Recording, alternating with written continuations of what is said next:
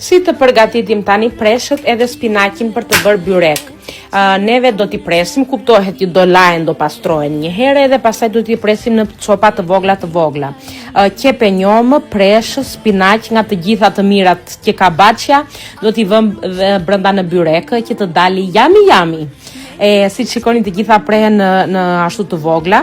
Në fillim skuqim qepën në tiganë, edhe pastaja do t'i hedhim qepën e thatë kuptohet, pastaja do t'i hedhim preshët, qep të njoma, në qoftë se kini, në qoftë se s'kini s'ka problem, neve e kishim edhe ndaja i hodhëm.